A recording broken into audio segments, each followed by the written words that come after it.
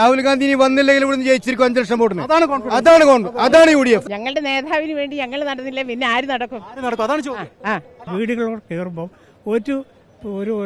ഒരു എതിർ ശബ്ദം ഉണ്ടാകുന്നില്ല. അതാണ് ഞങ്ങളുടെ ഊർജ്ജം. നിങ്ങളൊക്കെ അവിടുന്ന് മുതൽ നടന്നവരാണോ അല്ലെങ്കിൽ ഇവിടെ വന്ന്?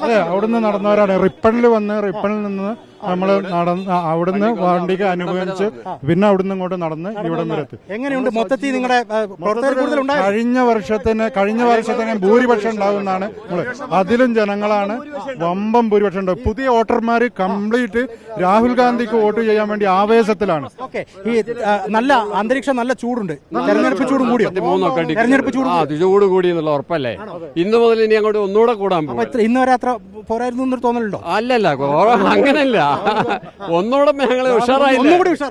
ഈ പൊരി വെയിലത്ത് ഞങ്ങൾ ഇത്രയും മെനക്കെടുന്നെങ്കിലും ജയിക്കും. രാഹുൽ ഗാന്ധി ഇനി വന്നില്ലെങ്കിൽ ഇവിടുന്ന് ജയിച്ചിരിക്കും 5 ലക്ഷം വോട്ടിന്. അതാണ് UDF. രാഹുൽ ഗാന്ധി ഇന്ത്യൻ പ്രധാനമന്ത്രിയാണ്. രാഹുൽ ഗാന്ധി ശരി, അത് തെരഞ്ഞെടുക്കപ്പെടണ്ടേ?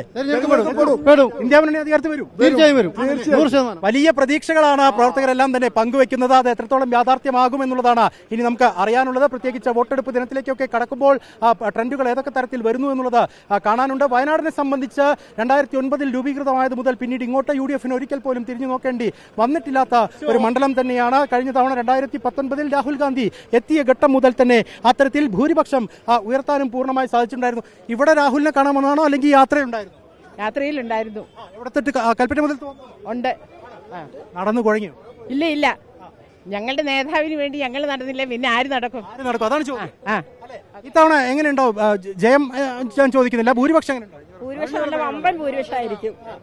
കഴിഞ്ഞിടത്തെക്കാളും ഉണ്ടാവുന്നതാണ് ഞങ്ങൾ വിചാരിക്കുന്നത്. അങ്ങനെ നിങ്ങളുടെ ഒരു പ്രതീക്ഷ എന്താ? പമ്പിച്ച ഭൂരിപക്ഷത്തിനുണ്ടാവും. കൂടുതൽ മേടിച്ചു കൊടുക്കും. കഴിഞ്ഞ പ്രാവശ്യത്തെക്കാളും കൂടുതൽ ഭൂരിപക്ഷത്തോട് ജയിക്കും. കഴിഞ്ഞ തവണത്തെക്കാളും എതിരാളികൾ ശക്തരാന്നൊക്കെ ചിലർ പറയുന്നുണ്ട്. അത് പ്രശ്നമല്ല, അത് ഞങ്ങൾക്ക് പ്രശ്നമല്ല. ഇവർക്ക് എതിരാളികൾ ശക്തരാണ് എന്നുള്ള വാദങ്ങളൊന്നും തന്നെ ഇവരെ സംബന്ധിച്ച് അത്ര പ്രശ്നമുള്ള. ചേട്ടാ, നടന്നു.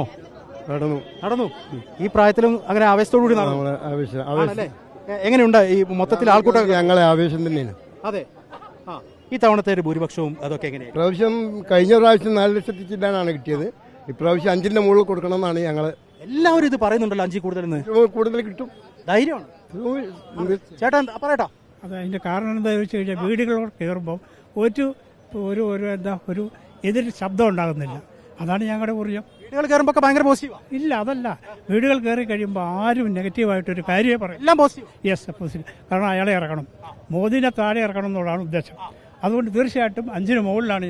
യാതൊരു സംശയം വേണ്ട. നമുക്ക് കഴിഞ്ഞ തവണ നടക്കാതെ പോയ സ്വപ്നം ഇത്തവണ യാഥാർത്ഥ്യം തീർച്ചയായിട്ടും നടക്കും. 100%. ഓക്കെ. ചേട്ടന് നല്ല ചിരി വരുന്നുണ്ടല്ലോ. യുവജനങ്ങളെ വോട്ടുകൾ കംപ്ലീറ്റ് രാഹുൽ ഗാന്ധി 1 ലക്ഷം വോട്ട് കഴിഞ്ഞ തവണ കൂടുതലായി കിട്ടുകയുള്ളൂ. ഗംഭീരായിരിക്കും. വളരെ ഗംഭീരായിരിക്കും. 5 ലക്ഷം വോട്ടിന് 5 അല്ലേ? ഇതുവരെ ഞാൻ ചോദിക്കുമ്പോൾ എല്ലാവരും 5 എന്നൊക്കെ എല്ലാവരും പറയും. 5 ഇന്ത്യന്റെ പ്രധാനമന്ത്രി രാഹുൽ ഗാന്ധി.